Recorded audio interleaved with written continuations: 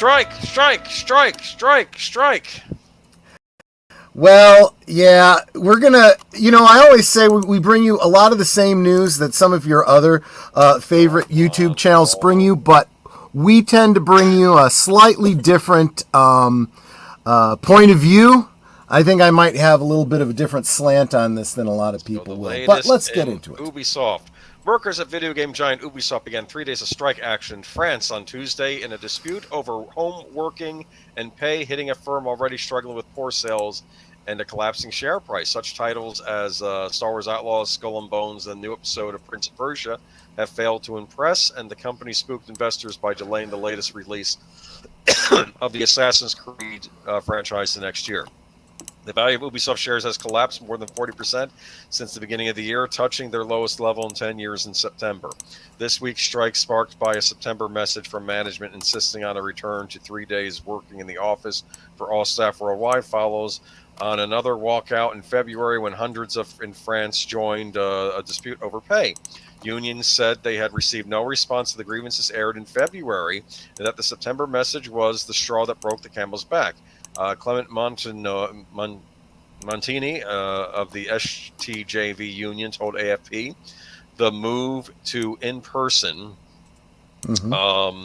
working broke promises made to staff and calls into question the way they organize their lives. Now, that's interesting. Ubisoft managers told the staff in an email that returning to the office was vital to foster creativity and promised to give workers time to adjust.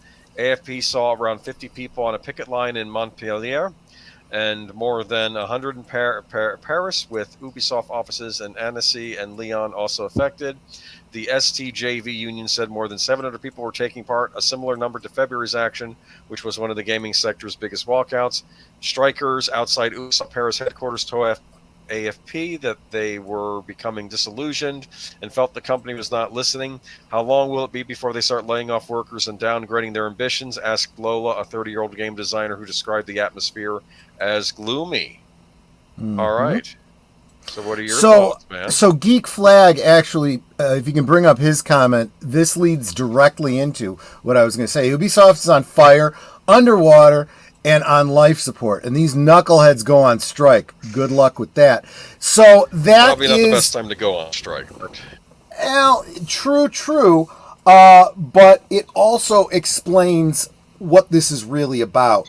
So they're upset about pay. They're upset about hours. They're upset about whatever. And look, I am a believer that you have a right to air your grievances and collectively bargain. That should be your right. But you have to do it in good faith, and you have to kind of listen as much as you talk.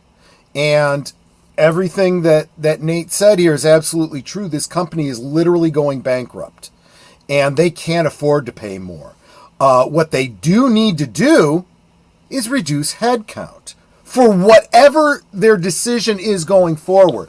I have no insight to what's going to happen to Ubisoft, but here are some obvious possibilities. One, they completely go out of business, right?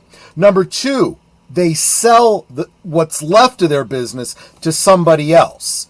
And three, they rework their business in order to get profitable again. So in all three of those cases, downsizing is probably a really, really good idea. Want to say hi to GamePro, who I saw just pop in here. Welcome, my friend. It's very, very good to see you. And so if I was to guess, they're probably not planning on completely going out of business. I mean, let's face it. If you're going to go out of business, why even bother doing anything, right? Yeah. But the other two, position for a sale or position to, rework your business and make it profitable again. Tencent's already eyeing them. It's a Chinese company. Yeah, we talked about that last week. So either way, downsizing is the way to go. How do you do it? Do you just start firing people left and right and have them come back and say, well, you're firing all people of color and you're firing all women and blah, blah, blah, blah, blah, blah, because let's face it, that's what they were hiring, so that's who they're going to be firing. That's the downside of DEI, right? So what they do is what companies have always done. They don't fire you, they get you to quit. So they say, you know what? No, we're not even going to listen to what you have to say about, about pay. This is what it is. If you don't like it, you can leave. Oh, you're gonna walk out? Well, that's fine. We'll find someone else who is willing to do the work for less money. No problem. And, oh, by the way, we need you to come back into the office 3 days a week because, productivity and blah, blah, blah, and this and that. Well, see, and this is where we come to another kind of different perspective on this.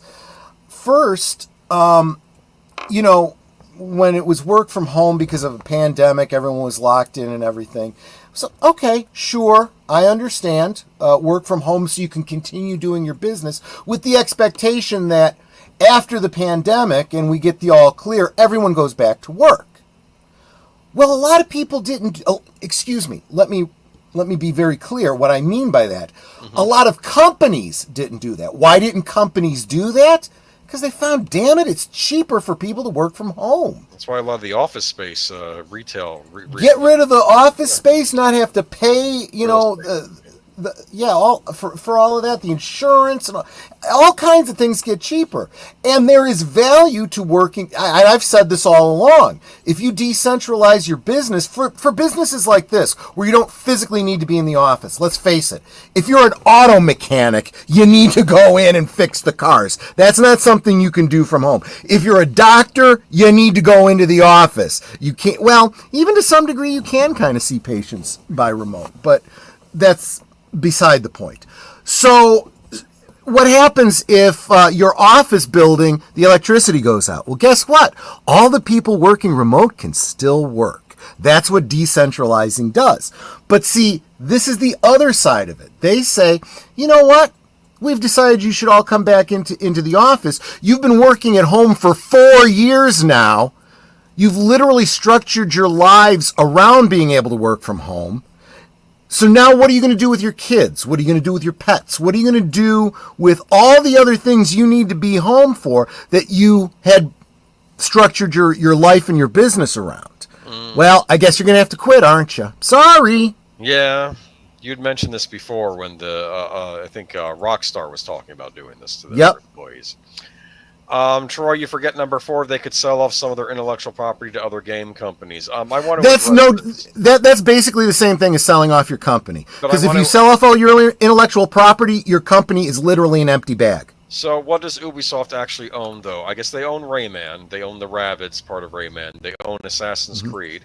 I don't think they own Tom Clancy. They have to do a license for all those. That's games, a license. Right? Yeah. I guess they own Far Cry. But they have a lot of licensed stuff, too. That's keep in mind, like the Star Wars game. That's another license. Yeah, well, here's the thing.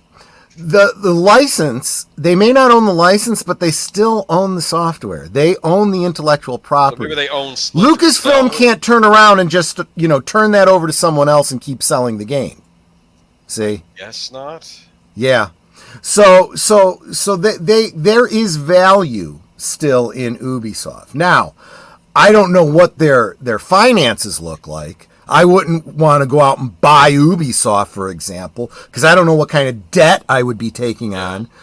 But this is what they're doing. This is I suspect they're preparing for a sale. So this is a great way to do it. You downsize. You say, look, I know you're uncertain about buying us because we've got a bunch of radical left-wing loonies working for us. But you know what? We just got rid of most of them. So, I'll tell you what, just buy our company, buy the name Ubisoft, buy all of our intellectual property, and, we'll just let everybody go. Yeah. That could very well be what they're doing. Maybe. But they're positioning themselves to look better on paper going into the next quarter. It'll be real interesting. We're still waiting to see what happens with Assassin's Creed. That's going to be something worth eating popcorn over.